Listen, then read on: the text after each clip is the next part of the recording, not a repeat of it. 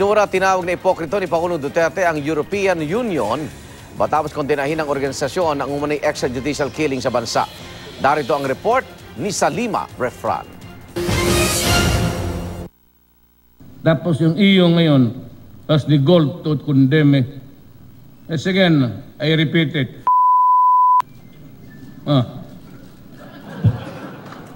Hinilang napamura, napa-dirty finger pa ang Pangulong Rodrigo Duterte sa European Union matapos mabasa ang pagkondena ng EU sa mga umano'y extrajudicial killing sa bansa.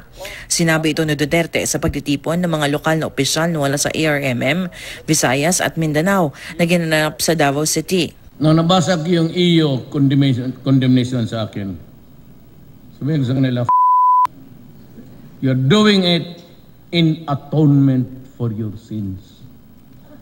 Ginawa nilang stricto dahil may guilt feelings yan sila.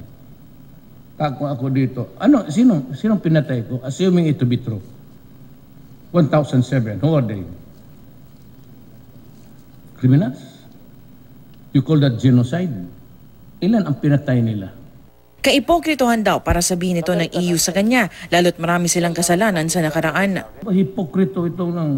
You should look into the history books, marami yan sa encyclopedia of events. Kaya mo pinatay nilang mga ano doon, mga Arabs. Pinaluhod nila. Sila yun eh.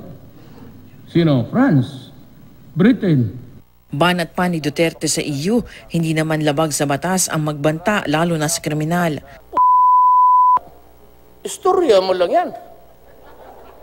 Kung ginawa ko, ibang istorya yan. Bay, ano mo ito alam? Look at these idiots.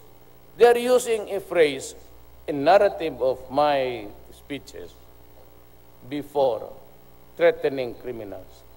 Now let me ask you, stupid lawyers of the other countries, is there a law in the Philippines that would make it illegal for a mayor, a president, or a governor to threaten criminals? Inilabas muli ni Duterte ang kanyang validated list ng opisyal ng pamahalaan na sangkot sa illegal na droga. Hiningi niya ang tulong ng mga dumalong gobernador na imbestigahan ang mga nasa listahan. Payo niya sa mga lulong pa rin sa droga. My advice to the drug addicts, yung hindi pa is lock yourself in your room, inside your house. Huwag ko yung pa-istambay dyan sa gabi. Madidisgrasya kayo. Madidisgrasya. At wala pa man daw sa Senado, alam na rin ni Duterte na ilalabas si Senador Laila de Lima ang nagpakilalang Davao Death Squad member na si Edgar Matubato. And even when she was the Secretary of Justice, I knew that Matubato was there with her. Hindi niya mas matagal ako sa gobyerno. Kumbaga, mas maraming may utang na loob sa akin kaysa kanya.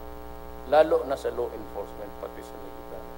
Ikwinento rin ni Duterte ang naging pagbisita sa kanya ng dating Pangulo at ngayon Pampanga Representative Gloria Macapagal Arroyo. She came here to just say, I am supporting you. Just to show sabi ko, okay lang man. Mabait man lang ako makulong. Sinabi ko naman talagang patayin ko sila.